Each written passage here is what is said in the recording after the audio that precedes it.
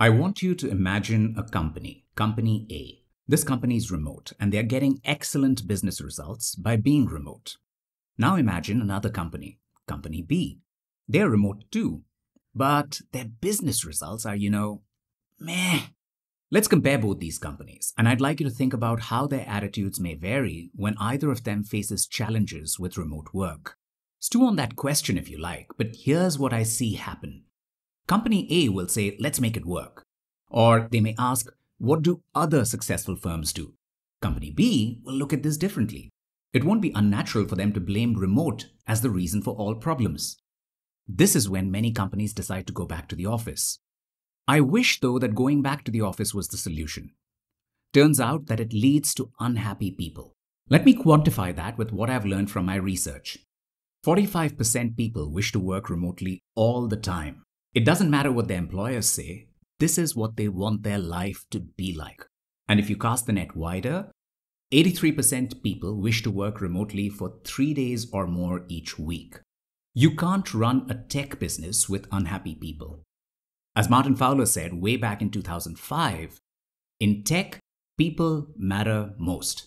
And there's the Gordian knot we must cut. People matter most, but results matter a lot too. They matter because when execs see great results, they'll seek ideas to make this remote thing work.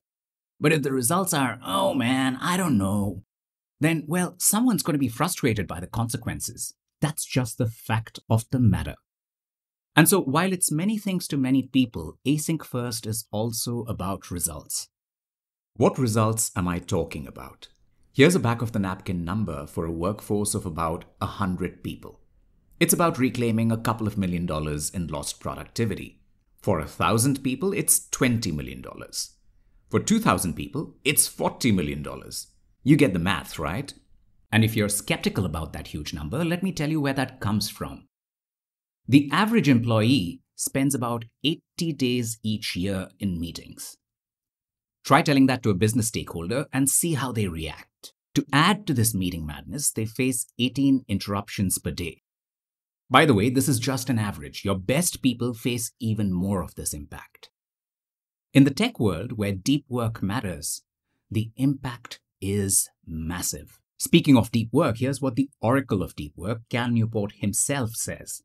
Without the right processes and systems, ad hoc interactions make work harder when remote. But hey, some of these words are familiar. Doesn't the Agile Manifesto say individuals and interactions over processes and tools? We mistake the line as saying, don't worry about processes and tools. And that's a huge misunderstanding for large distributed teams. The manifesto also says that face-to-face communication is the most efficient and effective method of conveying information in a team. Well, yeah, this works for two-person teams.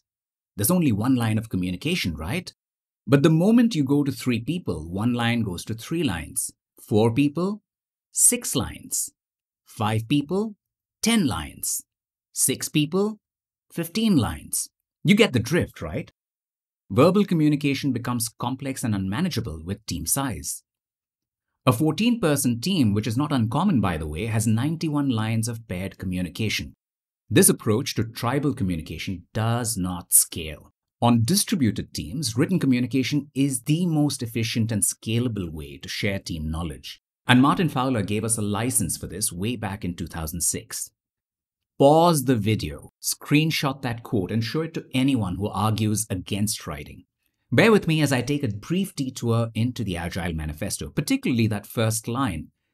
It says, we are uncovering better ways of developing software. Are uncovering better ways. I want to stress on are uncovering. That's a present continuous verb. And so, why would you stop at the manifesto? We should always be uncovering better ways to build software. If you look around, that's exactly what the industry is doing. Here are 2 examples. Take the recent paper about DevX that tells us about the 3 factors that drive developer productivity. Fast feedback loops, a state of flow, and a low cognitive load. Take what we are learning about building high-performing teams, for example. The TeamOps framework gives us 4 pillars. shared objective reality, everyone contributes, decision velocity, and clear measurement. I've tried to bring together many of these lessons into my book to complement our practice of agile. As Darren Murph said in his foreword, all we need is an open mind and a belief that the status quo isn't worthy of defining the future. But this isn't about my book, so let's move on. How about we revisit those two companies we discussed at the start? These aren't mythical beasts. Several companies are like Company A. Now, someone may say, oh, but those are product companies and we work in the services industry. Yeah, okay, but let me tell you, there are loads of services companies headed in this direction. Some of them have truly incredible work models. I'll let you explore that for yourself. Net, it's dangerous to be like Company B. And so I'm proposing a draft manifesto for async-first collaboration, and I hope we can make this mainstream. Let's start with a hat tip to the OG, the Agile Manifesto.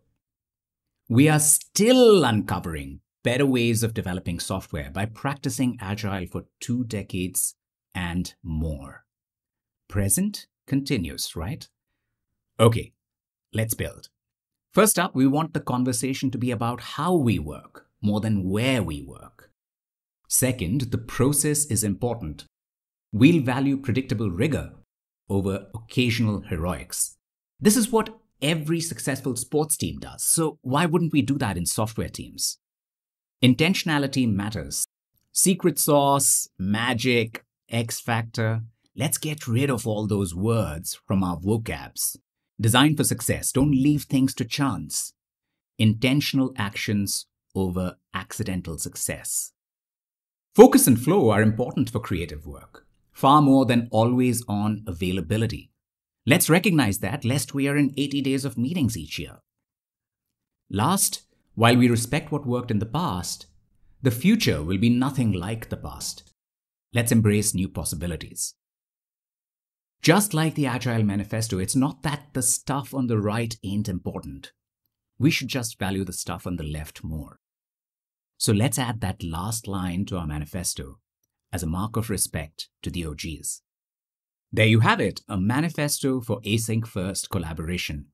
Screenshot the draft, share your feedback, comments, and criticism. I'd love to hear your thoughts.